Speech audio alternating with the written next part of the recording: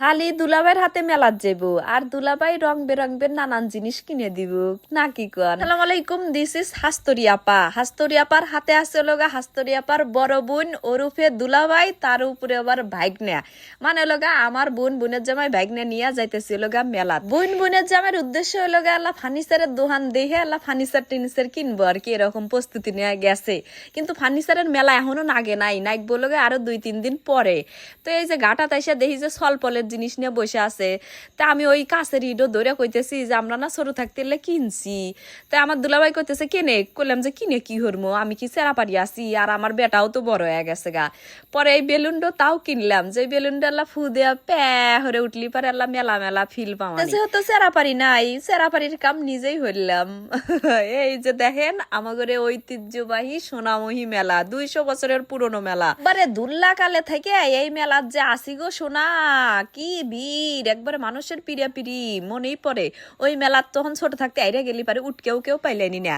তো মাঝখানে কিছু বছর মনে হয় এই মেলাটা বন্ধ আছিল, তারপরে অল্প হরে আবার নাকতি এখন কিন্তু মেলা জমজমাট হইছে। বছর পরে দেখলাম যে এবার মেলা রাইড আইছে। আর বারে দেখি যে খালি ওই কয়েকটা মিষ্টি জিলাপির দোকান বসাত হই, আর রাইড টাইট অত আইসে না, আর কয়েকটা হলো গাল্লা জুয়েলারির দোকান।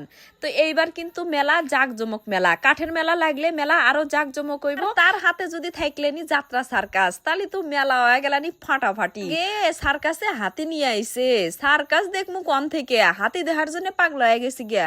হাতি কলা গাছ খাইছে, আব্বা নিয়ে ওটা দেখাইছে। তারপরে কইছে যে সার্কাসের মধ্যে হাতি বল শট দিব, হেললেও দেখছি। আর আজকে মজার বিষয় একটা আপনি করে কই, মেলার থেকে ঘুরে টুরে গেছি মাগরিবের সময়। সেই সময় আবার দল ধরে মেলাত আছি। এই যে ভিডিও হরতেছি দিনের বেলা, রাতের বেলা কোনো ভিডিও হয় নাই কে, যে মজা হরছি মেলাত চিন্তার বাইরে।